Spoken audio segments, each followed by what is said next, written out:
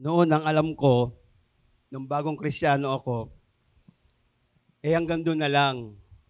Pag tinanggap ko si Jesus bilang Panginoon, wala na akong gagawin.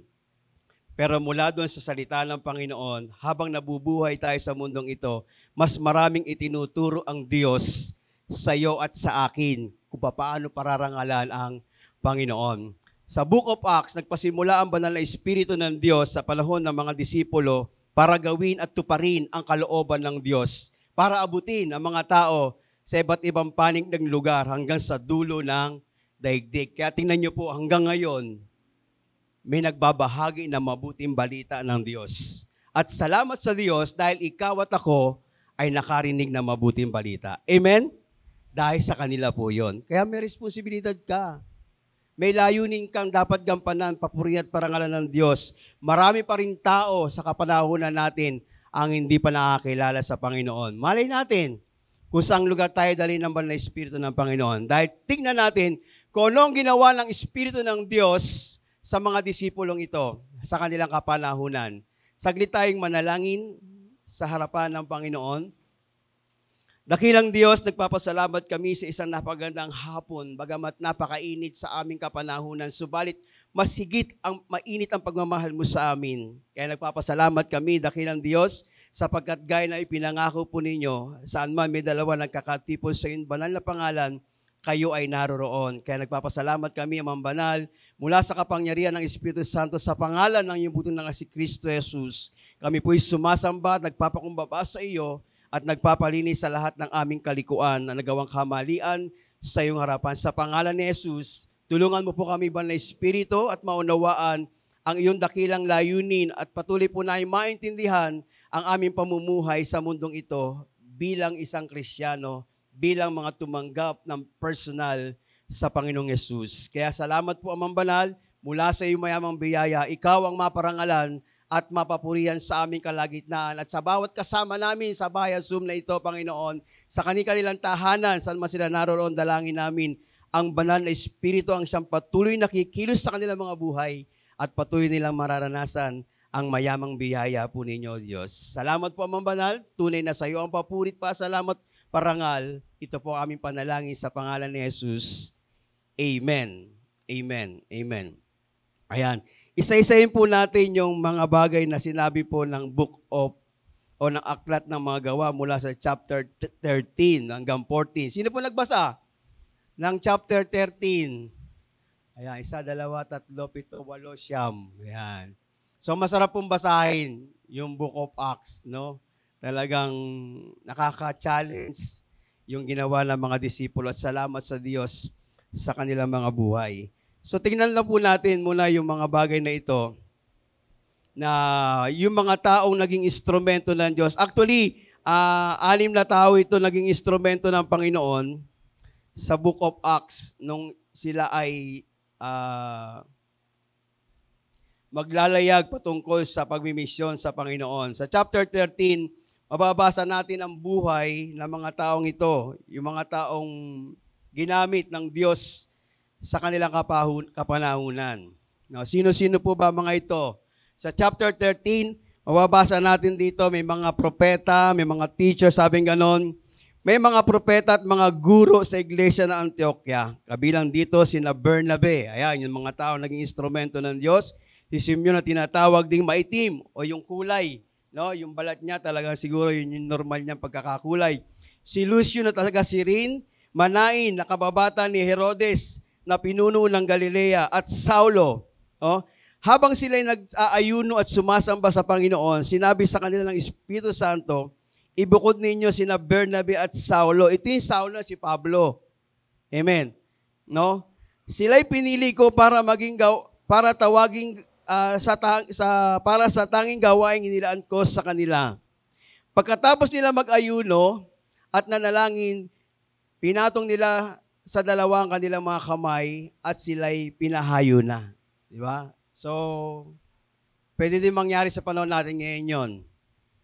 Dahil iisang espiritu ng mga disipulo noon at iisa rin ng mga disipulo ang espiritu natin ngayon.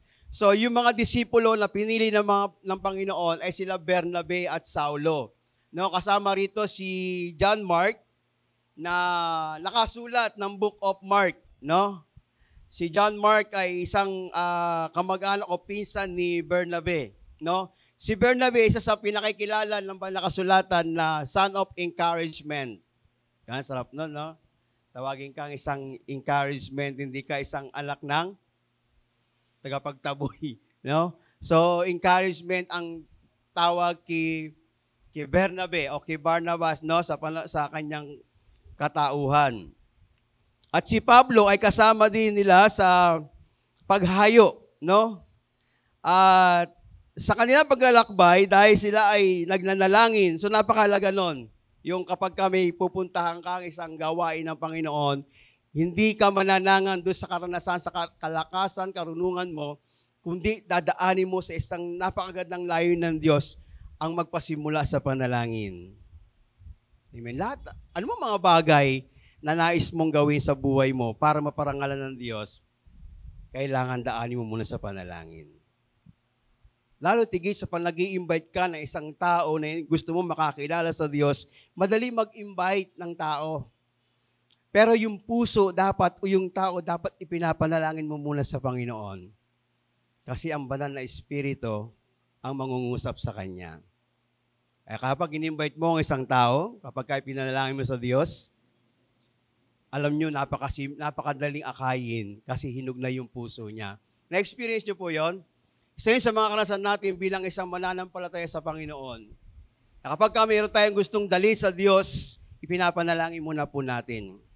Hiningin natin ang panalangin sa mga lingkod ng Panginoon upang ang taong yun ay makakilala sa Diyos. Kaya yung mga taong ito, sila Bernabe at Saulo, nung ipinalangin ng mga disipulo, ng mga kapatid sa pananampalataya, sila ay pinayaon. So lakbayin natin. Gusto nyo ba makarating sa bansang, ano bang bansang yan?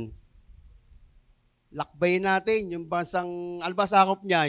Europe ba yan? Italy? No? Gusto nyo makarating doon?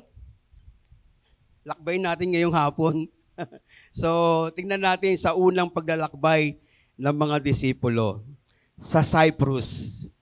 Nung may panalangin ng mga disipulo, ng mga kapatid sa pananampalataya, si Saulo at si Bernabe, sinabi ng Espiritu, i-separate nyo sila, ibukod nyo sila, dahil gagamitin ko sila para ibahayag ang mabuting balita. Unang nilang pinuntahan ay sa Cyprus. Tingnan natin yung map dyan. Yan, nagpunta sila una sa Antioch sila nag-start, no?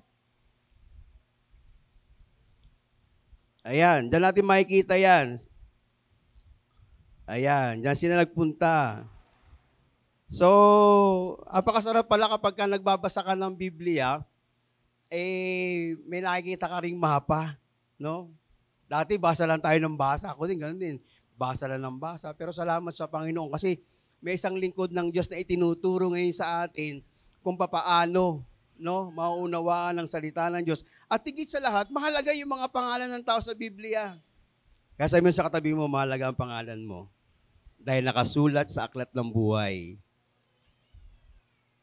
Naniniwala kayo? Yung pangalan ninyo nakasulat sa aklat ng buhay? Kung di kayo naniniwala, tanggapin nyo ulit si Jesus. Totoo yun. Kaya yung mga pangalan po natin, may pagmamalaki po natin yan. Hindi man tayo perfectong tao, hindi tayo marurunong, no? Hindi tayo banal, pero mula sa biyaya at habag ng Diyos, naitala yung pangalan mo at ang pangalan ko sa aklat ng buhay. At alam na ng Diyos kung sino ang kanyang mga kasama. Ngayon, sa Cyprus, napunta ang mga disipulo. Basahin po natin. Baka hindi nabasa nung iba yung Book of Acts. So, basahin ko po ulit. Dahil dito, sinugo ng Espiritu Santo sina Bernabe at Saulo na nagpunta sa Seleucia at buhat doon sumakay sila ng isang barko papunta sa Cyprus. No, walang LRT, walang motor, walang no sa panahon nila. So puro barko sa dagat nang magmumula ang kanilang ang dadaanan nila. Ipinahayag ang sabi ganon, nang dumating sila sa Salamina, ipinahayag nila ang salita ng Diyos sa mga sinagoga at sa mga Hudyo roon. Katulong nila si Juan sa kanilang gawain. So napakahalaga sa pagmimisyon, sa gawain ng Diyos, dapat magkakatuwang ang mga lingkod ng Panginoon.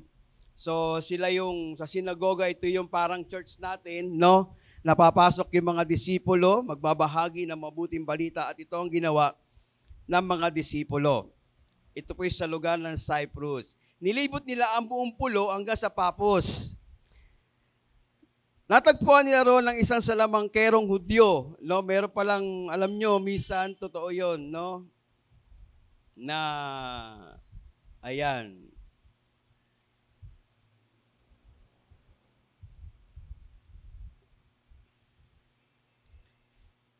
May isang salamangkero, ang sabing ganon, Hudyo, na isang huwad na propeta, Bar Jesus ang kanyang pangalan, kaibigan nito ng Gobernador Sergio Paulo, isang lalaking matalino. Pinatawag ni Gobernador sina Bernabe at Saulo sapagkat nais nilang marinig ang salita ng Diyos. Ngunit sinalungat sila ng salamangkerong si Elemas. Ito ang pangalan ni Bar Jesus sa wikang Grego. Yung Elemas daw po dito ay isa sa sinasabing salamangkero. Ano yung salamangkero? Sa ibang term, nabasa ko,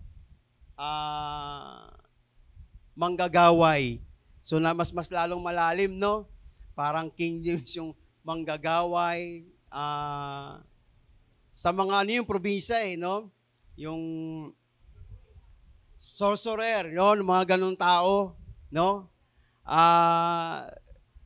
Dito sa unang hakbang ng mga disipulo, talagang nakakatuwa nung binabasa mo ito, makikita mo, bilang isang lingkod ng Diyos, talagang kung paanong ang Diyos ay gumagawa ng mabuti, ang kaaway gumagawa din ng mga bagay para adlangan. Po ba? Kasi yung gobernador, hinug ang puso na, parang ikaw, di ba? Nung hinug na ang puso mo para sa salita ng Diyos, di ba may humadlang din sa'yo? Na parang sabing, huwag ka na pumunta dyan. Di ba? So ito yung na-experience agad ng mga disipulo sa lugar ng Cyprus o ng Papos nang sila'y nangangaral ng salita ng Diyos sa sinagoga. Pero nakita ito ng isang gobernador na binanggit ng Biblia. No? At si Bar Jesus na tinatawag na Elemas, ito ay isang kaaway na binabaluktot ang katwiran ng Diyos, ngunit sa kabutihan pagmamahal ng Diyos, hindi nahadlangan yung gustong mangyari o nais na maganap sa buhay ng isang gobernador Sergio. Yun yung maganda ron no? May isang taong handa ang pusong tumanggap kay Jesus na kahit hadlangan ito ng maraming tao o ng kaaway, tandaan po natin, hindi magtatagumpay ang kaaway sa Diyos. Dahil instrumento din lang siya ng Diyos. Kaya naganap ang kalooban ng Diyos sa buhay ng gobernador. Nang tanggapin niya ang salita ng Diyos, ito ay nagkaroon ng tunay na pagbabago sa kanyang buhay. So totoo yun, na kahit saan tayo mapadpad, kapag tayo nagbabahagi ng salita ng Panginoon, may mga problemang susuungin. Hindi madali ang buhay ng isang Kristiyano, lalo tigit sa kapanahonan natin. Noong Friday nga, napag-usapan namin nila Pastor patungkol sa mga problema. Alam mo, pagka-Kristiyano ka, nakakatuwa. Kasi ang problema, hindi naman lahat kagagawan ng Diyos na minsan kagagawan din natin. Bakit tumaas ang bill mo, lakas mo gumamit ng ventilador, tapos nang bayarin, inisisi mo ang Diyos? Ba't ang dami mong utang? Kasi lahat inutangan mo. Di ba? Bakit ganun dami ko ng utang? Kasi inutangan mo. No? Ba't wala kami makain, Panginoon? Kristiyano kami. Kasi ayaw magtrabaho. Di ba? Minsan yung problema, alam mo yung problema, kapag ang problema ay naghahayag ka ng mabuting balita at sinapak ka o sinuntok ka, binato ka, problema, malaking problema, pero magandang reward sa Diyos yun. Bakit po? Salita ng Diyos ang kanilang kinakalaban. Kaya kung kayo mananalangin sa isang taong gusto makakilala sa Diyos at inaaway ka, nung taong pinapanalangin mo, Panalangin mo lang uli sa Panginoon. Kasi makakakilala sa Diyos yan. Lalo sa mga kabataan ngayon, sana sa kaarawan ninyo, may isang kaluluwa kayong mailapit, maihandog sa Diyos. Simple naman po magbahagi ng mabuting balita eh. Sila Pablo, sila Bernabe, puspos na kapangyarihan ng Espiritu Santo. Ito ang mahalaga, ang kapangyarihan ng Espiritu Santo na tinanggap po natin. At ang magbabahagi ng mabuting balita, simple lang po. Bakit po? Naranasan nyo na po yan eh. Bakit ka po naririto? Dahil born again ka na. Dahil kilala mo na si Jesus. Dahil tinanggap mo na si Jesus. Ano ang sabi sa iyo ng disipulo ng Panginoon? Sabihin sa iyo, tanggapin mo si Jesus. Ganon din po. Biblically pa rin ang gagawin po natin. Babahagi ang mabuting balita. Kaya sa Cyprus, nung ma-experience nila Pablo ang isang bagay na ito, patungkol sa buhay ni Elimas, hindi sila nawalan ng pag-asa. Mga Hudyo pa yun, kanyang kasama. Pero isa sa nakatutuwa, tingnan po natin ang sinabi ng Bible mula sa una nilang paglayag papuntang Papos. Ang sabing ganon ni Pablo sa kanya, doon kay Elimas, si Saulo ay tinatawag rin Pablo sa verse 9, na puspos ng Espiritu Santo ay tumitig kay Elimas at sinabi, ikaw na anak ng Diablo, kaaway ka ng lahat ng mabuti. Puno ka ng pandaraya at kasamaan, hindi ka ba titigil sa pagbaluktot sa matuwid na landas ng Panginoon? Ngayon, parurusahan ka niya, mabubulag ka at pansamantalang hindi ka makakita ng liwanag. Noon din, nakaramdam si Elimas na para tinakpan na may itim na ulap ang kanyang mga mata at siya'y naganap ng taong aakay sa kanya, sumampalataya. At ito maganda sa verse 12, sumampalataya ang gobernador na makita ang nangyari at tumanga sa katuruan tungkol sa Panginoon. Parapakan natin ang Panginoon. Di ba? Kahanga-hanga yun. Yung maunawaan mo yung salita ng Panginoon ay tinuturo sa ng lingkod ng Diyos. Amen? Di ba? Akit ka sa building na to, linggo, makikinig ka sa salita ng Panginoon. Pagbaba mo, parang wala kang narinig, wala kang natanggap. Useless. No, walang halaga. Pero kung ikaw ay umakyat at nakinig sa salita ng Diyos, sabi ng gobernador, tuwan-tuwa siya sa katuruan ng salita ng Panginoon. Amen. Maraming Christian, hindi talaga lubos na nauunawaan ang salita ng Diyos. Aatin lang, pagkatapos wala nang magaganap sa kanyang buhay. Pero kung tayo yung mga, sabi nga ng lingkod ng Diyos, sa lugar natin, wala nun. Lahat inaangkin ang katuruan mula sa Panginoon. Amen. Kaya ang gobernador ay napagpala at nakakilala sa Diyos sa lugar ng kanilang pinunta nila Pablo sa Papos. No? So, nilakbay nila yan. So, alam niyo po ba yung pinanggalingan nila ay, kung yung sabi ng Bible sa mapa, mula Antioch hanggang sa dulo nung sabay dulo nito sa Listra, no? 300 milya ang layo. Bro, yun, no? Kaya ba natin yun? Inequal nila sa per kilometers, umaabot siya ng 600 kilometers yung lugar. Diba? Layo. Ibang Kristiyano ngayon, follow up lang, hinihingal na. Ayaw pa sumama. No? Tara, may bagong dun. Follow up natin yung bagong kaluluwa makakilala sa Panginoon. Bukas na lang, pagod ako mainit. Pero itong mga disipulo, nilakbay. No? 300 milyas ang layo. 500 kilometers ang nilalakad o sumasakay man, pero hindi katulad ng matutuling mga motor o MRT. Pero sa panahon natin, iyayin mo sa isang follow-up, sa isang kapatiran na pinapaalala ng Diyos, sabihin pa ng mga kamanggagawa, bukas na lang, mainit no? So, God is good. Ang Diyos ang magtuturo sa buhay po natin. Pangalawa, na nilakbay. So, saan na tayo noon? Sa Cyprus, diretso sila sa Seleucia, papuntang, tapos dumaan sila sa Salamina, ang layo ng lakbay nila. So dahil sa mabuting balita, sa kalooban ng Diyos sa Paphos na ipahayag. May isang tao nakakilala ron at naniniwala po tayo. No, hindi man nabanggit sa Bible na to kung sino yung gobernador to. Kasi pag gobernador to, may kapangyarihan to. Amen. Sakop nito ang buong isang city. Baka isang city nito, nung makakilala sa Panginoon, niyaya niya ang buong city nila. Di ba? Halika kayo. Napagpala ko ng salita ng Diyos ng mga disipulo. Sana ganun din tayo. Pag napagpala tayo paglinggo ng hapon, umaga, sa service sa gawain ng Panginoon, sana pagdating ng linggo, may kasama na rin tayo. Halika kayo. Napagpala ako sa building na yon. Ang ganda na sinasabi ng Panginoon sa akin. So yung gobernador, naniniwala tayo na marami itong napagpala sa kanyang mga lugar. Gusto niyo pa maglakbay? Sa chapter 13, verse 13, tingnan ulit natin sa, yung Bible kasi Tagalog, kaya sabi niya gano'n, sa Pisidia, no? Sa Antioch, sa Pisidia, chapter 13.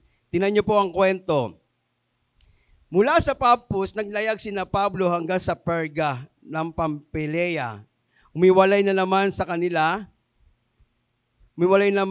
si Juan. Ito yung si Juan na si John Mark at nagbalik sa Jerusalem. Dahil taga sa Jerusalem si John Mark, so nag-iba siya ng landas at papunta siya sa Jerusalem dahil meron din isang simbahan sa Jerusalem at isa rin siya sa ginagamit ng Panginoon sa ganong sitwasyon.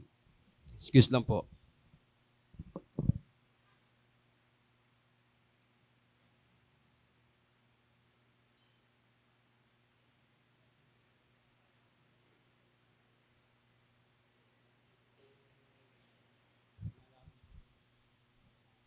Amen. Ayan.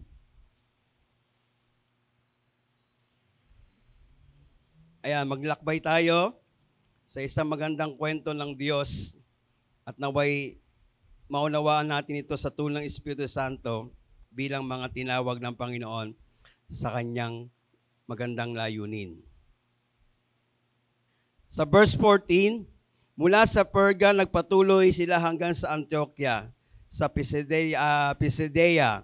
Nang araw ng pamamahinga, pumasok sila sa sinagoga at naupo. So dito rin meron din isang simbahan, no, na pinasok ang mga disipulo, no, sa Antioquia na to. So pagpasok nila ron, sabi ng Bible, matapos basahin ang ilang bahagi ng mga aklat ng kautusan at ng mga propeta, nagsabi sa kanila ang mga tagapamahala ng sinagoga. So kasi sa lugar nila, may mga teacher diyan, may mga propeta diyan na binabahagi yung salita ng Diyos sa kanilang kapanahunan, sino si Yahweh sa bansang Israel. Kaya sabi ng isang nangangaral o isang namumuno sa sinagoga, kung meron daw isang tao na gusto magbahagi ng mabuting balita, ay sabihin na, no? Kaya sabi nga ng verse 15, mga kapatid, kung meron kayong mensahe makapagpapalakas ng loob ng mga tao, maaari kayong magsalita. Ito po ang maganda. Kaya tumayo si Pablo at sininyasan silang tumahimik, no? Napakasarap naman nito, no? Sa pangangaral ng salita ng Diyos, napakahalaga yung ang tenga lang ang kailangan, no? At hindi yung mga bagay na ginagawa. Sa panahon natin, maraming ganyan, no? Kapag ka nasa loob ng simbahan, no, wala dito yon, no, sa iba, no, talagang hindi sila nakapokus doon sa salita ng Panginoon, no? Kahit na nung pandemic, naniniwala po ba kayo na lahat ng tao nasa Zoom nakapokus sa salita ng Diyos? Hindi nakapokus sa salita ng Diyos ang lahat nung pandemic, di ba? Nung panahon na bawal yung distancing, di ba? Kasi isa rin ako na hindi nakapokus. Bakit? Nagkasalita ang lingkod ng Diyos, ikaw ihikab-ikab doon sa iyong kinalalagyan. Hindi ka nga nakikita. Ganun po yun, di ba? Pero biyaya ng Diyos, no? Marami pa ring pamilya ang inipo at binago ang Panginoon noong panahon na yun. Kasi ang Diyos, hindi kayang limitahan. Tao lang ang gumagawa ng paraan para malayo doon sa dakilang plano at layunin ng Panginoon.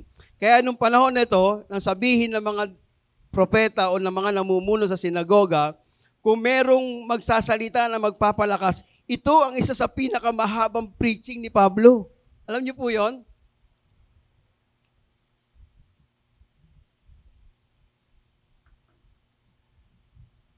Amen. Isa sa pinakamahabang preaching ni Pablo. Kasi bakit po? Kung binasa niyo po ang chapter 13 ng Book of Acts, mula po sa lugar ng Antioquia, no? Sa Perga, no, sa sinagoga ng Perga, ay ipinahayag ni Pablo yung kadakilaan ng Diyos mula doon sa Ehipto, no, na inalis yung mga Israelita at itinayo ng Panginoon bilang isang bansa. Ito siya sabi ni Pablo. Mula doon, tumawid siya patungo sa ilang na kung saan ay inalagaan yung mga Israelita sa loob ng 40 taon. No? Pinagtisan sila ng Panginoon. At mula doon, ang pinangako ng Diyos, kukunin yung Kanaan, ibibigay sa kanila. At naganap sa 450 o 400, ano ba tawag sa Tagalog nun? 450, no? Ginawa ng Diyos yun para sa mga Israelita. At yun ang itinuturo ni Pablo sa lugar ng, saan tayo? Saan tayong lugar? Perga. Ayun, nakakasunod sila. Itinuro ni Pablo yung kadakilaan ng Diyos. At mula doon, binanggit din ni Pablo ang buhay ni Samuel bilang isang propeta. Bakit po? Kasi humingi ang mga Israelita ng isang mamumuno sa kanila. Na isang propeta na makikipag-usap sa Diyos kung anong kalooban ng Diyos para sa kanila. At ibinigay yun ng Diyos. At dumating din sa punto na pangangaral ni Pablo, binanggit din niya dahil nais ng bansang Israel na magkaroon sila ng isang hari dahil ang bawat karatig bansa nila ay may kanya-kanyang hari. Kaya hiniling nila na magkaroon sila ng hari. At sino ang unang hari binigay nila ng Diyos sa bansang Israel? Si Saul. Isa yun sa itinuturo ni Pablo sa lugar ng Perga. No? Tama ba ako? Apisadea. No, isa yun sa itinuturo ni Pablo kung paano at kung gaano kadakila ang Diyos sa buhay ng mga Hudyo. At hindi lang natapos doon sa kwento patungkol kay Saulo, dumating din yung time sa loob ng 40 taong paglilingkod ni Saulo bilang isang hari ng bansang Israel, hindi naging kalugod-lugod sa Diyos, pinalitan siya.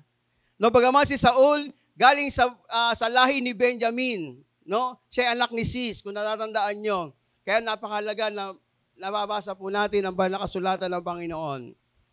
At mula sa buhay ni Saulo, pinalit niya sino? Si Haring David. O, di ba? Galing nyo, ha? Si Haring David ang ipinalit ng Panginoon. Bakit? Sa isang napakadakilang layunin para iligtas ang bansang Israel at hindi lang sila dapat iligtas, kundi ikaw at ako ay gustong iligtas ng Diyos. Bakit po? Mula sa buhay ni Haring David, ang hari ng Israel, tumuloy iyon sa buhay ng Panginoong Hesus. At dito itinuro ni Pablo yung kabutihan ng Diyos dahil alam ng mga disipulo, alam ng mga Hudyo ang katuruan patungkol sa banal na kasulatan o sa batas ni Moses. Pero itinutuwid ni Pablo na hindi iyon ang tunay na kahulugan kung bakit may pagliligtas na ginagawa ang Panginoon, kundi mula doon kay David, itinuro niya na si Jesus na mismo rin yung mga disipulo ang nagpahirap at nagpapatay sa Panginoon, isa sa katuparan ng Diyos para matubos ang kasalanan sa katauhan. Yung kasalanan mo, yung kasalanan ko, yung kasalanan nating lahat, hindi kayang tubusin ng batas nung panahon nila Moses. At tayo ngayon nasa biyaya ng Panginoon. Kaya pinapaliwanag ni Pablo, yung katuruan nila sa batas ni Moses, hindi na yon ang dapat nilang susugan. Hindi na yun ang dapat nilang tignan. Kasi mismo pinatutuhanan ni Pablo na ang kaligtasan nung si Kristo ay ipako sa krus at namatay at binuhay na magmuli ng Panginoong Diyos, Ama, mula sa kamatayan, ito ang katunayan na si Kristo lang ang tagapagligtas mo at ang tagapagligtas ko. at ang tagapagligtas ng lahat ng tao. Dahil sinasabi rin ni Pablo sa kanyang pangangaral sa lugar ng Pisidea na si David ay namatay, pero yung ang kanyang katawang lupa ay bumalik sa alabok. Pero si Jesus, nang mamatay, binuhay na magmuli ng Panginoon, Diyos Ama. Hindi nakaranas na pagkabulok. Kaya ito yung tinuturo ni Pablo. At alam niyo po ba sa pangangaral ni Pablo, sa ganitong uri ng kalagayan sa loob ng Pisidea sa sinagoga, marami ang nakakilala sa Diyos. No? Isang hakbang na marami ang makakakilala sa Diyos sa kapanahunan natin kung ang mga Christian o mga Kristiyano ay susunod doon sa panawagan ng Diyos. Tignan niyo po ang ating po mga buhay ngayon. Kung ikaw ay 5 taon lang Kristiyano sa Diyos, 8, at tapos wala pa nakakakilala sa Diyos mula sa pamamagitan ng buhay mo, sila Pablo, libo-libong tao ang nakakakilala sa kanila. Kaya kung tayo po idadali ng Banal na Espiritu at igagay tayo ng lingkod ng Diyos, sabihin sa atin na, Sister, brother, punta ka sa Puninaria, sa funeral service, mag-share ka ng gospel. Anong sasabihin ng iba? Bakit ako? Di pa ako marunong. Alam niyo po sa ganyang mga gawain, maraming tao dyan na hinug na natatanggap sa Diyos. Pero punta ka sa kainan, sa kasalan, habang nag-preach ang pastor, inip na inip kasi gutom na pagkain ang nasa isip. Alam niyo po, maganda yung mag-mission. Kung mararanasan lang po natin. At naniniwala ko mararanasan niyo po yun. Bakit po? Ang Espiritu ng Diyos ay sumasa iyo. Hindi hahayaan ng Diyos na hanggang dyan ka lang. Amen. Amen. So, ipinahayag ni Pablo ang kadakilaan ng Diyos mula sa bansang Israel, mula sa buhay ng mga Hudyo noong kapanahunan nila, at itinuro niya ang tamang katuruan mula sa pangangaral at ang mabuting balitang kay Kristo lang manggagaling. Kaya sila Pablo at Bernabe, maraming taon lang gilalas. Kung babasahin po natin ito, napakahaba. Baka abutin tayo ng gabi rito sa santuaryong ito. Kaya ipinapakita ng chapter 13, verse 13 hanggang 52, no? Napuspos ng banal na espiritu ng kagalakan ng mga taga-Antioquia, di ba? Dahil sa pangangaral ng salita ng Panginoon. Excited ka ba? Lagi mapuspos ng espiritu ng Panginoon? Manalangin ka. Sinong tao ang gusto mo makakilala sa Diyos? Amen. Amen. Kasi nakita natin sa simula, bago pa lamang ihanda ng Diyos sila Bernabe at Saulo,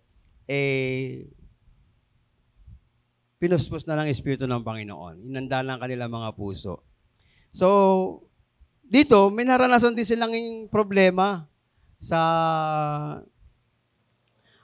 Antioch na to, sa Pisidea. No? May problema din silang kinaharap dito. Kasi may mga tao rito na hindi naniniwala doon sa nais ng Panginoon. No, nabubuhay pa rin sila doon sa mga bagay na natutunan nila sa kanilang mga batas. No, kaya hinaharap sila ng mga disipulo ng Panginoon kung paano sila haharapin sa ganong klaseng kanilang pagsalungat doon sa kagandahan at kalooban ng Diyos para sa kaligtasan ng mga hintil. Nabanggit nga rito, no? Sabi nga niya, sa verse 46, ngunit buong tapang na sinabi ni Pablo at Bernabe, sa inyo muna sana dapat ipinayag ang salita ng Diyos. Ngunit dahil tinakwil ninyo ito, hinatulan ninyo ang inyong sarili na kayo hindi karapat-dapat sa buhay na walang hanggan, kaya't ang mga hintil na lamang ang aming pupuntahan. Alam niyo po mga Hudyo, sa panahon nila Pablo, no? Maraming ayaw maniwala. Kahit sa panahon natin, maraming tao ngayon ang ayaw pa rin maniwala. No? Kahit laganap na ang ginagawa ng mga lingkod ng Diyos sa pagpapahayag ng mabuting balita. Bakit po? Kasi ang tinitingnan nila, tayo. Mahihina rin naman tayo. Hindi naman tayo mga perpektong tao. Amen. So sila Pablo, hindi naman din perpektong tao. Pinuspos ng banal na Espiritu ng Diyos at sinunod lang kalooban. Hayaan natin ang Diyos ang humipo sa puso ng mga taong nais nating bahagian ng salita ng Panginoon. Amen. May mga taong ganyan, nahadlangan ng kalooban ng Panginoon. Ipanalangin po natin sila sa Diyos at darating ang araw, sasabihin nila, salamat sa buhay ni sister, sa buhay ni brother, dahil nabahagyan ako ng salita ng Panginoon. Amen. So, ito yung kwento sa buhay ng mga disipulo sa lugar ng Antioch sa Pisidia. Noong napakahaba ng kwentang preaching na to ni Pablo. At mula doon sa kanyang pagpapahayag ng mabuting balita, nakatutuwa dahil doon sa verse 50, balikan natin yung 48 muna, nang marinig ng mga hintil, ang mga salitang iyon, sila'y nagalak at nagpuri sa Panginoon at sumampalataya sa lahat ng hinirang para sa buhay na walang hanggan. Amen. Ayan. Kaya bilang isang mananampalataya ng Diyos, nawa magpatuloy tayo doon sa dakilang layunin ng Diyos. So nakapaglakbay na tayo, malapit na tayo makarating sa hangganan na ginagawa ng mga disipulong ito. Amen. So may idea na tayo, no? Kung tayo'y ihahayo ng Diyos, bukas lang yung puso natin sa panawagan ng Panginoon. Amen. Amen po ba? Ayan. Sana tayo? Chapter 13. Ayan. Kaya pala balik tayo ron, no? Si John Mark, no? Kaya pala tumungo siya sa bansa Jerusalem, binasa natin kanina, na patungo sana sila saan sila patungo? Nasundan niyo po ba ako? Yung nabanggit ko na si John Mark ay pumunta muna ng Jerusalem, no? So, siya ay isang manggagawa ng Diyos at siyempre, kapag may mga bagay na medyo kakaiba ang lakaran, lalo patungkol sa pag-misyon, hindi natin maunawa kung siya ay nalulungkot sa ganong kalalagayan o kaya may tampuhan sila kasi nabanggit din sa banal na kasulatan may konting hindi na pagkaunawaan sila ni Pablo. Pero minsan may ganyan din sa buhay natin, no, sa panahon natin ngayon. So, walang iwanan. Kahit may konting buhay Kristiyano. Sabi nga ng kanta, ang buhay ng Kristiyano ay masayang tunay. Amen. Totoo yun? Masayang tunay? Hindi nga. Di ba? Usong-uso nung araw yun, 1990 yung kantang yun. Ang buhay ng Kristiyano ay masayang tunay. Hey! Diba? Pero pag may problema na, iniiwan na yung mga kamanggagawa ng Diyos. Alam nyo, yun yung isa sa nakakalungkot sa buhay ng isang Kristiyano. Nagbuwis ng buhay ang mga lingkod ng Panginoon para ikaw ay alagaan, akayin, gumawa ng mga kaparaanan para ang salita ng Diyos ay maibigay sa iyo, mapuspos ka ng karunungan at maging instrumento ka ng Panginoon. Nung nagka-problema, iniwan mo ang lingkod ng Diyos at hindi ka na nakita ng ilan sa mga manggagawa ng Panginoon. Marami po sa kapanahon natin ngayon. Hindi na nila nakita yung kahalagahan ng ginawa ng Diyos sa kanilang mga buhay. Buti na lang ay totoong lingkod ng Diyos ang kanilang iniwan at nagpatuloy na bigyan ng papurit parangal ang Panginoon. So may ganito rin mga senaryo sa Biblia, pero ito isang kwento na dapat natin laging buksan ang ating puso doon sa kalooban ng Diyos. No, si Mark ay isa sa mga inalagaan din ni Pedro, no? Isa sa anak sa pananampalataya. Kaya sa buhay ni John Mark, siya ay naging instrumento din ng Diyos. Ito yung magandang bagay na naganap sa kanyang buhay.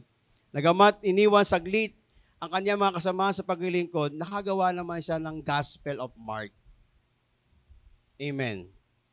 So, kaya pag-pray natin, yung mga katabi nyong yan, mga ano ba tawag nito? Mga life group leader ninyo, please, pag-pray nyo po kami. Hindi kami bakal na tao na laging malakas. Amen? Minsan nga po ako, pag tanghali, di ko pakiramdam ko, parang di na ako aabot kinaumagahan. Yung panahon kasi ngayon, parang unti-unti na yung pakiramdam mo ay nauubos. Sayang naman kung hindi pa magagamit ng Diyos para sa kanyang kabutihan.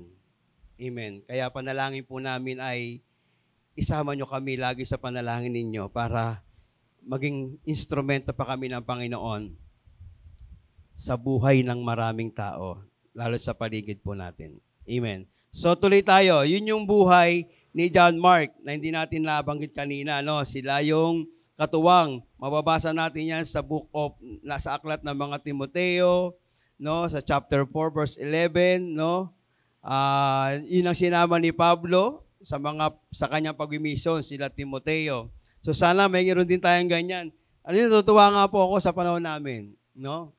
Meron kaming dalawang dinidisipulo, si Peter tsaka si John. Ano?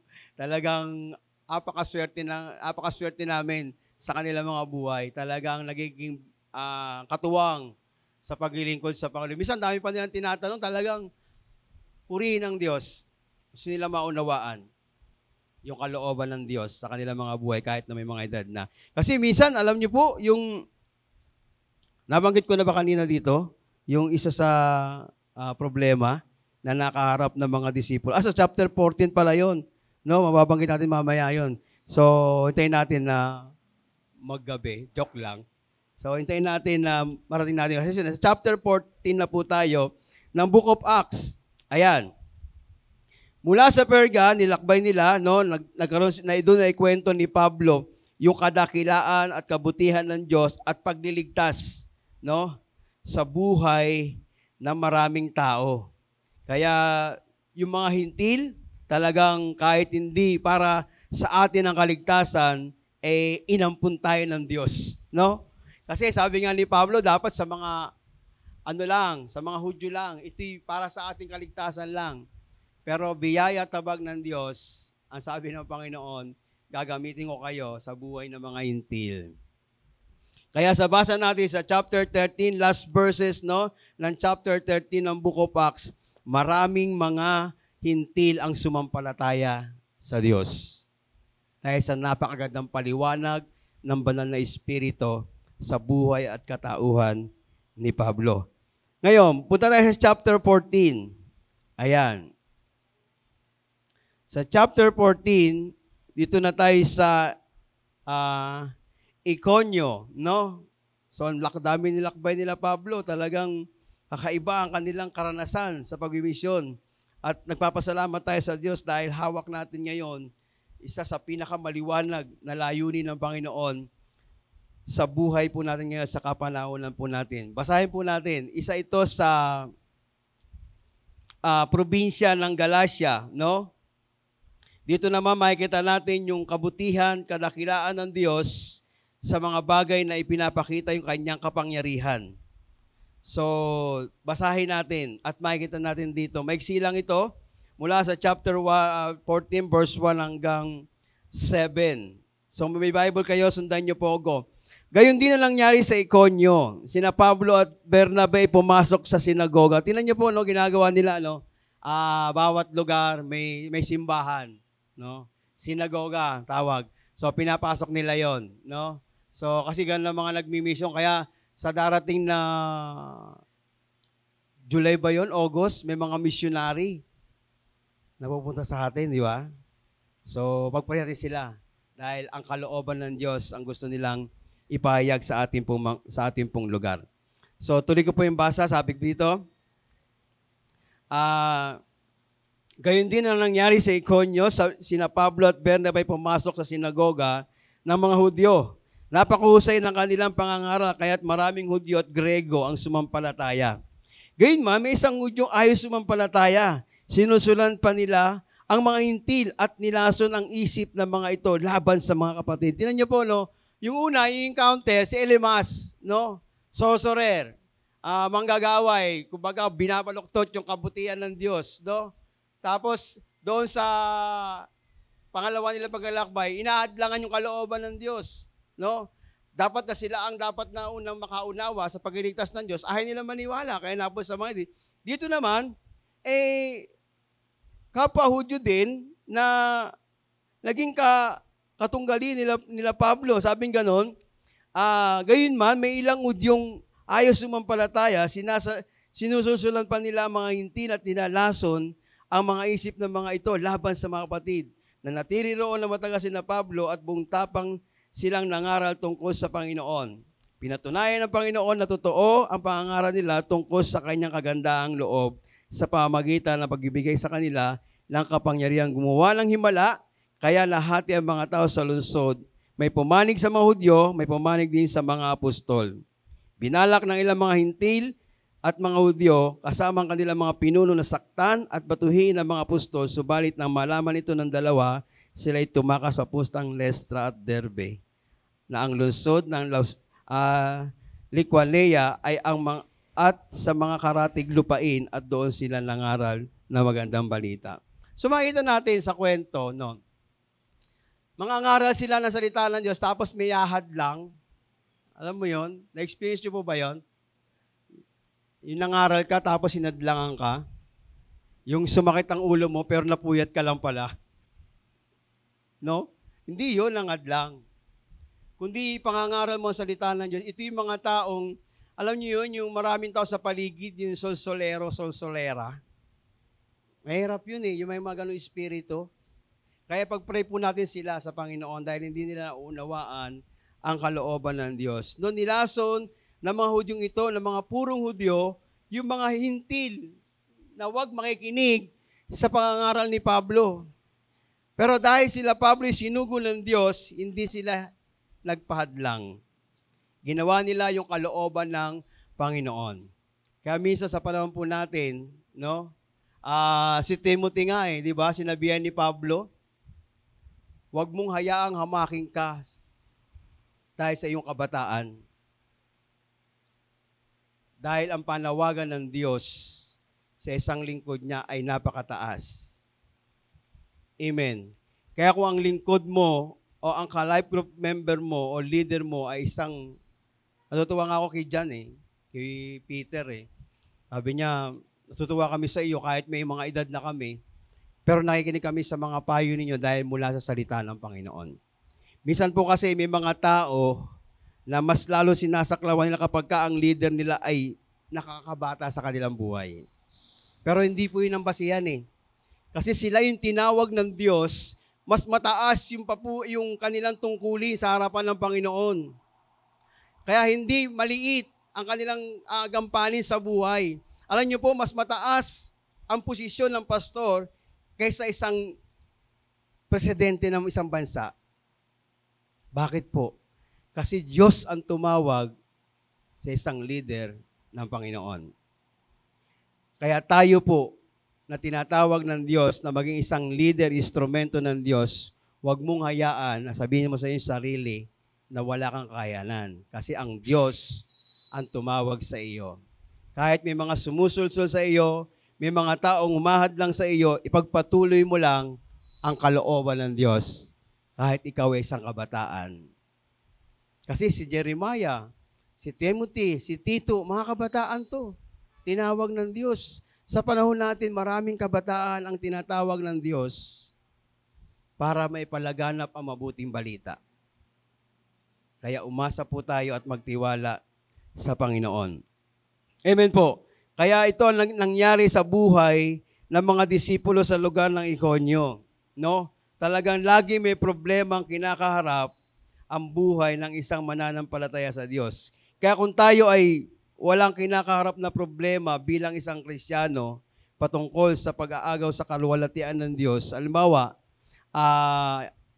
ikaw ay may problema, pero gaya na nabanggit natin kanina, ang layo naman doon sa kalooban ng Panginoon.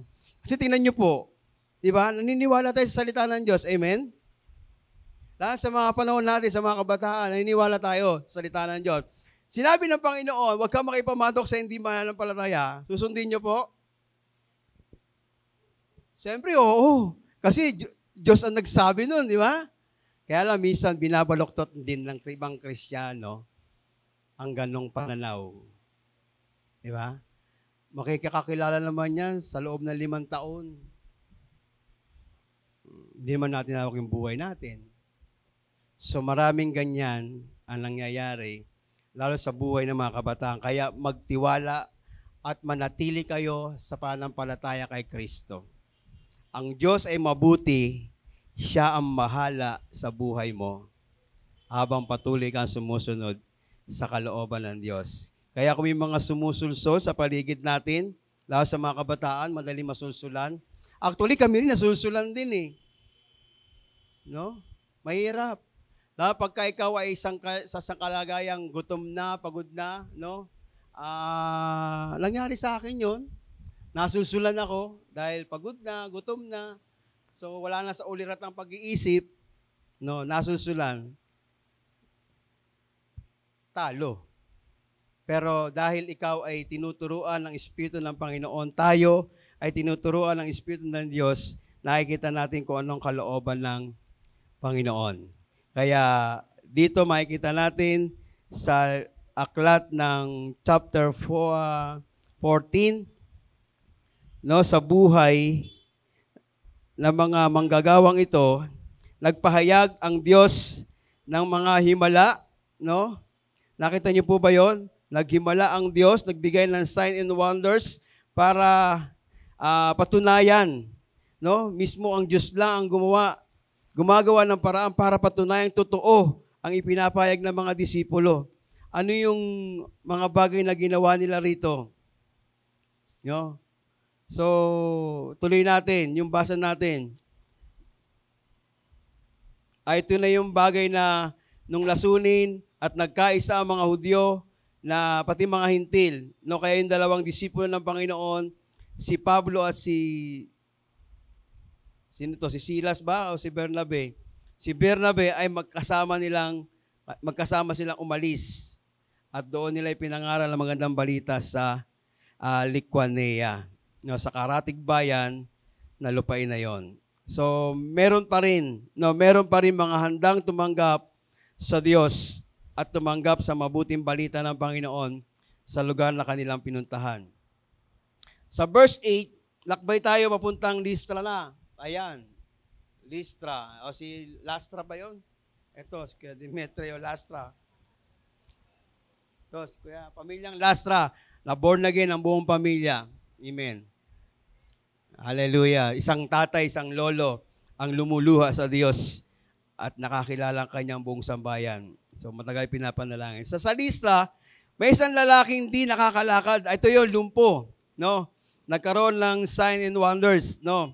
Di nakakalakad dahil lumpo na ito, mula pa lang ito isilang. So, siguro, matanda na. Siya'y nakaupo nakikinig sa pangangaral ni Pablo na makita yan ni Pablo ang lumpo ay may pananampalataya, siya'y mapapagaling, tinitigan niya ang lumpo at malakas na sinabing, tumayo ka! Oo, di ba? Tulog ba? Hindi naman Maganda pala yung ganito, no? Wala natutulog, no? So, hindi masyado mainit eh. Di ba? Presko, hindi masyado mainit. So, nakita ni Pablo, so aware si Pablo sa buhay ng tao. Di ba? Kahit nangangaral siya, may taong nakakarinig ba sa labas, may nakakarinig. Di ba? So pag-uwi, nagkwento sa iyo, ano yung sabi nung nagsasalita kanina? Papaliwanag nyo ngayon. Kasi yun kayo nakarinig. Hindi nyo na kailangan tawagin pa yung pastor na nangaral. Ay, pastor, may nagsabi, ano yung pinapangaral mo, puntahan mo nga. Kasi so dapat ikaw na. Kasi ikaw na yung nandoon na dapat makakilala siya sa Diyos. Kaya po ba natin? Kaya. Bakit po? Ang Espiritu ng Diyos ay nasa iyo. Amen. Kaya nung makita ito ni Pablo, sinabing tumayo ka, tumayo ang lumpo. No? Tumayo. At ang sabing ganon, lumukso ang lalaki at nagsimulang lumakad. Nang makita ng mga taong bayan ang ginawa ni Pablo, sumigaw sila sa wikang Lycaonia. Nanawag sa atin ng Diyos sa anyong tao. Tinawag nilang Zeus, si Bernabe at si Pablo na may tinawag na Hermes. No, minsan yung mga taong ganito, no? sa iba, sa ibang sa ibang gawain, no? May mga ganito eh. Kapag ka ano yun, hindi nyo inabot yun eh. Yung tumba ministry. Alam nyo yun? Naabot namin yun, mga tumba ministry. Tatayo ka, ipan lang yung mic, tumbahan na dyan. No? Alam nyo, daming nun. Dami namin na-focus. Pero salamat sa Diyos, no? Talagang ang habag ng Diyos ay napakahaba, no? Nabuhay pa tayo ng ganitong kalalagayan. Kaya sa mga kabataan, huwag kayong maniniwala. Mismo sinasabi ng Panginoon na naroon ang Kristo, no? Kapag kayo tinawag, yung paglilias ng kamay, nasa Biblia yon, no? Si Pablo, binigyan ng kapangyarihan ng Diyos. Yung may panyo, may madaanan. Kay Pablo lang yon. Kasi panahon nila yon, wala pa ang Biblia, at ang Banal na Espiritu ang nais gumawa ng kadakilaan ng Diyos, kaya ginagawa yon. Ngayon iba punas-punas di ba? Punas-punas, tapos pupunas sa bulutong, mahuhulog yung panyo, napulot, pinunas, so nakapulot, nagkabulutong. Diba? Maraming ganyan. Ito, apakaganda nito, nung ginawa ni Pablo, ang Banal na Espiritu ng Diyos sa buhay ni Pablo. No? Nung makilala na marinig, kitang-kita ng Diyos yung pananampalataya niya. Kitang-kita ni Pablo yung pananampalataya sa Diyos. Kaya sabi ni Pablo, kaya napakahalaga ng pananampalataya. Sabi mo sa katabi mo, mahalaga ang pananampalataya kay Kristo. Yan ang huwag mawawala sa buhay natin. Na kahit maghirap tayo, pumuti ang buhok natin, mawalan tayo ng mata, huwag man, manghina man ang mga tuhod natin, yung pananampalataya kay Kristo, huwag mong ipagpapalit kahit kanino. Sabi mo sa katabi mo, huwag mong ipagpapalit. Hindi ka man makarating ng Kogyo o ng anumang bansa, huwag mong ipagpapalit ang pananampalataya kay Kristo. Dahil mas higit sa bansa ang pupuntahan mo. Bakit po? Langit yon. Amen? Langit ang pupuntahan mo. Sakop ang buong bansa. Kaya tuloy natin yung magandang kwentong ito. Ako na-amaze dito ko nung ginagawa ko ito, nung binabasa ko, yung lumpo. Kaya lang, pagdating doon sa kalalagayan, yung mga taong maliit ang pananampalataya at nakapokus doon sa mga tao, si Pablo at si Bernabe, ginawang Diyos. No? Sila raw yung mga Diyos. Di ba? Meron pa rin sa panahon natin, siya daw yung Diyos. Tumigil lang. Di ba? Asan ngayon? Ano biyaya ng Diyos pa rin?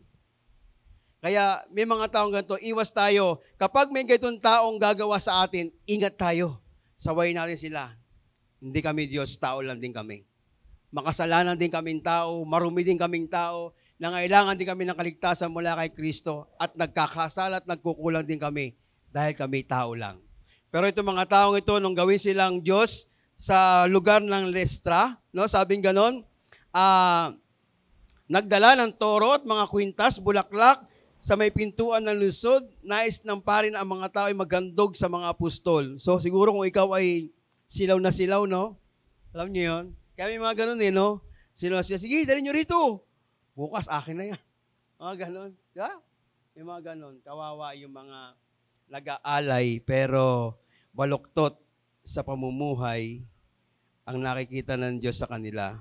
Pero tayo mula sa habag ng Diyos, hindi tayo naging matuwid sa harapan ng Panginoon, ngunit tayo ay tinutuwid din ng banal na Espiritu ng Panginoon. Kaya ginawa nila Pablo, bukas ang puso nila Pablo sa ganitong kalalagayan. Hindi nila inisip na yon ay pagkakataon para sa kanilang buhay, kundi inisip nila kung ano ang kanilang tungkulin na ginagampanan bilang disipulo. Kaya napakasarap sa panahon natin, sa iglesyang ito, na totoo ang mga disipulo ng Diyos, lingkod ng Diyos, mula pa sa simula, nang gamitin ng Panginoon ang santuaryong ito, marami na nagbuwis ng buhay, pero totoo ang kanilang pananampalataya sa Diyos. At kitang-kita natin yon at hindi natin yon makakalimutan sa kanilang mga buhay. Maraming tao nakalimot sa kanila na hindi na nakikita, pero tayo nagpapasalamat sa Diyos dahil mula sa Kanyang biyaya, taglay pa rin natin yung kanilang paglilingkod sa Diyos nang gayon ay nagsisigaw ang kanilang mga puso ng papurit pa salamat sa Panginoon. Ito si Pablo at si Sila, si Bernabe. Bukas ang puso doon sa pagpapala mula sa Diyos, hindi bukas ang puso sa pagpapala ng tao. Kaya nung maramdaman nila ito, agad sila lumapit sa mga tao, sabi ng kwento, hinubad nila ang kanilang mga damit at nagpatira pa sa kanilang harapan. Sinabing, tao lang din kami at hindi kami mga Diyos. At ang sabi ng verse 15, mga Ginoo, huwag ninyong gawin iyan. Mga tao rin kami tulad ninyo. Pinangaral namin sa inyo mabuting balita upang talikuran ninyo ang walang kabuluhang bagay na iyan at manumbalik kayo sa Diyos na buhay na lumikha ng langit, lupa, dagat at lahat ng naroon. Sa mga panahon nakalipas, sinayaan niyang gawin ang lahat ng bansa, anuman ang kanilang maibigan. Gayunman, nagbigay siya ng sapat na katibayan upang makilala ninyo siya sa pamamagitan ng kabutihang ginawa niya sa inyo. Binigyan niya kayo ng ulan mula sa langit at masaganang ani sa takdang panahon. Binusog niya kayo ng pagkain at pinuno ng kagalakan ng inyong mga puso. Di ba? Napakasarap. Bilang isang Kristiyano, alam mo ang Diyos ang magpupuno ng lahat ng bagay sa iyo. Amen. Ngayon, sa tingin mo, parang wala nangyayari sa buhay mo, kapatid. Pupunuin ng Diyos sa pamamagitan ng Espiritu ng Diyos ang iyong mga puso upang lubos mo siyang mapapuri at maparangalan. Kaya wag tayong manghihinawa o tumalikod man sa paglilingkod sa Panginoon. Dahil tunay na may pagpapala ang Diyos sa iyo at sa atin at sa bawat isa po sa atin. At ang sabi pa ng kwentong ito, sa verse 18, sa kabila na pananatiling ito, pinahirapan pa rin sina Pablo at Bernabe. Napigilan ng mga tao, sila'y alayan ng mga handog. Ngunit may mga Hudyong dumating doon mula sa Antioquia at Iconio. Sinusulan nila ang mga taga-Listra, hindi yung Lastra, Listra, laban sa mga kay Pablo, kaya sila'y pinagbabato nila, pagkatapos ay kinaladkad sa labas ng bayan. Sa pag-aalang sila'y patay na. Biruin niyo po, no? Hindi mo lang tinanggap yung mga material na bagay. Ang ginawa sa mga disipulo, binato. Naranasan niyo na mabato? Yung totoong bato, naranasan niyo na? Ako, naranasan ko na natamaan ng bato dito. Naging sis yung bato ay yung bukol nung binato ko, elementary pala ako. Bumukol yan. Dinala ko yan sa loob ng ilang taon. Born again na ako. May sis na, may namumulok andito bukol. Sabi ng isang lingkod ng Diyos, bakit di mo yan pa-opera? Sis na yan. Masakit pala, nabato ka. No? Ito sila Pablo, grabe. Puro bato talaga inabot. No? Kaya sa paglilingkod sa Panginoon, minsan ang binabato sa atin yung pananampalataya natin sa Diyos. Hindi yung physical nating kalagayan. Kasi minsan maraming Kristiyano ngayon yung pananampalataya nawawala na sa tunay na dapat paglagyan. At ang buhay nila ngayon, minsan o ang ilan ay nasasalig na doon sa mga bagay na akala nila yun ang mainam. Kaya ako panalangin ko sa aking pamilya, nawa maging instrumento kami ng Diyos sa pagmimisyon. Yung meron ka lang isang tao, hindi naman yung kahit dito nga lang pwede. Di ba? Mag-mission ka sa kapitbahay, kaibigan, kapatid. Amen. Yung may taong makakilala at lalapit sa Diyos sa tulong at gabay ng Banal na Espiritu na tayo maging instrumento niya. Kaya sa Listra, may naganap na engkwentro. So si Pablo at si Bernabe, kinaladkad, binato. Subalit dumating ang mga alagad, pinalibutan sila at tumayo si Pablo. Tapos, nalusot kinabukasan, pumunta sila ni Bernabe sa Derbe. So ito yung naman nakatutuwa, no? Bilang mga kapatid sa Panginoon, napakahalaga po nun yung pagtutulungan, no? Na tutulungan ng isang Kristiyano, lalo't lingkod ng Diyos, dapat may pagtulong na nagaganap, no? Hindi minsan parang kakaiba pa na natatanggap ng mga lingkod ng Panginoon. Actually, yung naging mentor ko sa pananampalataya, ay may edad din ako sa kanya na makakilala ko sa Panginoon. Estudyante pa siya, na makakilala ko sa Diyos, tinulungan din niya ako na lumago sa pananampalataya. At pinupuntahan niya ako sa bahay, napakabata pa rin niya. Pogi, buti na lang, wala na ako sa ganong buhay. No? Pero salamat sa kanyang buhay dahil nagpatuloy at hindi siya nawalan ng pag-asa. At minsan, inahanap ko din siya sa isang kalalagayan na mapasalamatan. Hindi ko makita ang kanyang Facebook ngayon. Nais ko sana magbalik na papuri sa Diyos para sa kanyang buhay. No? Napakasarap noon, yung isang kapatid mo sa pananampalataya, na kahit may problema ka, tutulungan ka. Hindi kanya, bahala ka sa buhay mo. Mga ganun. Kundi isang Kristiyano, kaya nga kaagapay para katuwang. Ito ang nangyari sa buhay nila Pablo. Bagamat nakaranas na malupit, nakaranasan sa kanilang buhay pisikal, pero may mga disipulong inihanda ang Diyos doon para tulungan sila at gabayan. Amen. So, ganun ang pag-mission. Handa na pa po tayo mag-mission? O, meron pa. Malapit na matapos. Ayan. Pagbalik, ay ito na. Meron din pala sa Bible balik-balik, no? Kala ko sa Ligarda lang may balik-balik. No? Sa Bible, apakasarap, no? Lahat ng pinuntahan nila Pablo at Bernabe, bumalik sila ron. Alam niyo yan? Ha? Bumalik sila. Sabi nga nun, bakit po? Kasi, nung may pangaral ang mabuting balita, andun pa rin yung puso nila na alagaan yung bawat iglesyang naitayo sa bawat lugar na pinuntahan nila. So, basahin natin. Basahin natin. Malapit na overtime pa. Mayroon pa lang mission started, no? Mahawa yun. Sorry, no? Pero bisa ko na. Kasi binasa ko lang po talaga yung Bible kasi napakasarap basahin. Kaya, pag sinabing basahin niyo yung Bible para susunod, konti na lang yung ating... So, bisa na natin. Ang magandang balita na pinangaral nila Pablo at Bernabe sa Derbe ay marami silang nahikayat. Na naging alagad matapos nagbalik sila sa Lystra, Iconio, Antioquia, Pisidia, pinalakas nila ang loob ng mga alagad at pinayuhang manatiling tapat sa Panginoon. So ito pa rin yung kanilang mga puso ng mga disipulo. Daranas mo na, ito yung encouragement nila Pablo at nila Bernabe sa mga disipulo, mga lingkod ng Diyos sa kanilang mga pinuntahang lugar. Daranas muna tayo na maraming kapigatian, tandaan niyo po ito, upang makapasok sa kaharian ng Diyos, sabi nila sa mga alagad. Sa bawat iglesia na ay nagtalaga sila ng mga tatandang pinuno at matapos manalangin ay nagayuno ito, ng mga ito, ipinagtagubilin nila sa Panginoon ang kanilang pinagtitiwalaan. Tinahak nila ang Pisidia na nakarating sila sa Pampilea.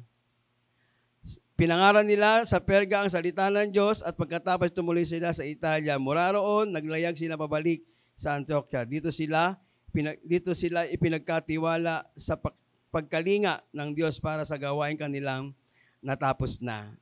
Pagdating sa Antioquia, nagtipon sila ng mga kaanib sa iglesia, sinasay ang lahat ng ginawa ng Diyos sa pamamagitan nila kung paano nagbukas siya ng pagkakataon sa mga hintil upang ang mga ito'y sumampalataya rin at matagal silang nanatili roon kasama ng mga alagad.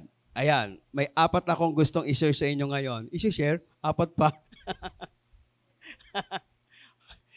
Malamig naman di ba? Sarap pala, no? Malamigin tayo, di ba? So una, sa chapter 13, ipinapakita yung kahalagahan, no, yung panalangin at yung pinagsama rito yung prayer and fasting. Sa isang Kristiyano, hindi pwedeng hindi ka nananalangin. Hindi ka Kristiyano pag hindi ka nanalangin. Sabi mo sa katabi mo, hindi ka Kristiyano pag hindi ka nanalangin. Dapat nananalangin ka. Amen. Kaya sa isang kainan, nakita ko sino ang hindi Kristiyano Libre. Palibre ang isang born again sa mall, kainan, food court.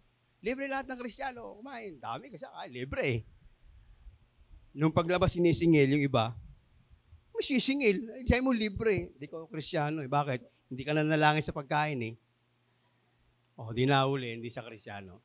Kaya napakalaga nun, ang pananalangin at ang pagbabasing, ipinapakita ito sa aklat, nagsimula, di ba? Sa Acts chapter 13, bago hihayo ang mga disipulo na nalangin. Tapos sa chapter 14, nagtapos sa panalangin. Amen. So, napakahalaga nun, yung panalangin. Kaya bilang isang Kristiyano, dapat nananalangin hindi lamang pag-araw ng linggo, kundi araw-araw sa kanyang buhay. Papuri at kausapin ng Diyos. Pangalawa, kailangan nagkakaroon talaga sa chapter 21, no, pinapakita yung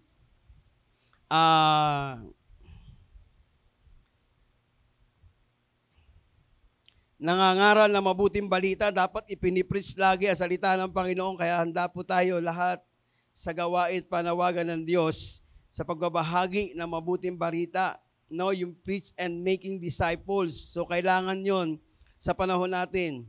Dapat ginagawa natin yon dahil isa yon sa ipinakita sa atin ng Biblia ngayon, yung pagdidisipulo sa bawat pinuntahan nila Pablo. No, iniiwan nila ang iglesia na may mga namumuno, nangunguna, nagpapatuloy sa kaloob at kagandahan loob ng Diyos sa pagbabahagi ng mabuting balita. Kaya mga kabataan, handa po kayo sa mensahe at kalooban ng Diyos para sa inyo. Dahil kayo ang tunay na gagamitin ng Diyos sa kapanahonan. Hindi naman sa hindi na kami gagamitin ng Diyos. Kaya lang, kapanahunan nyo po ngayon, kayo ang magiging instrumento ng Diyos dahil kayo ang mas marami ngayon sa lansangan. No, yung mga tatay, magulang na sa bahay na, mga kabataan lagi nasa lansangan. So, kayo ang maging instrumento ng Diyos, kaya manalangin po kayo lagi sa Panginoon.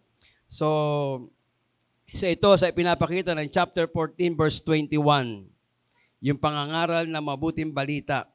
At bilang isang mananampalataya, gaya lang yung sinabi ni Pablo, no, yung strength and encouragement sa bawat mananampalataya. So, palakasin natin sila. No, bilang isang Kristiyano, naging instrumento ng Diyos. Paano ka pinalakas ng Diyos sa pamamagitan ng isang lingkod ng Panginoon? Sana ganun din ang maging buhay din po natin bilang isang Kristiyano sa ating pong kapanahunan ngayon. So, last, at patuloy tayo maging isang instrumento ng Diyos sa buhay natin. Kaya ang sabing ganon ay the grace of God fulfilled by the work of God mula sa verse 26 hanggang 27. Ayan, makita natin mula roon, nag-lek sila pabalik sa Antioquia, dito sila ipinagkatiwala sa pagkalinga ng Diyos para sa gawain kanilang natapos na. Pagdating sa Antioquia, tinipon nila ang mga kaanib sa iglesia at sinalaysay ang lahat ng ginawa ng Diyos sa pamamagitan nila kung papaanong nagbukas siya ng pagkakataon sa mga hintil upang ang mga ito'y sumampalataya rin at mangaral silang nanatili ron kasama ng mga alagad. Amen. So, nakita na po natin yung isang buhay ng pagmimisyon sa harapan ng Diyos. Amen. Tayo saglit tumayo.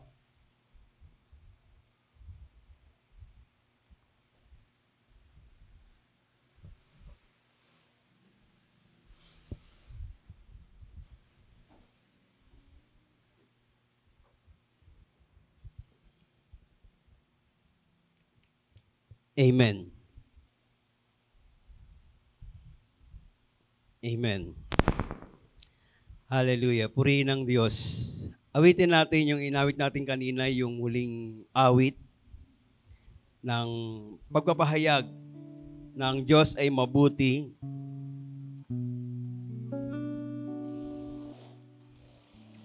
Ang Diyos ay tunay na napakadakila sa buhay po natin. At mayroong isang bagay na naisan laging ipaabot sa puso natin.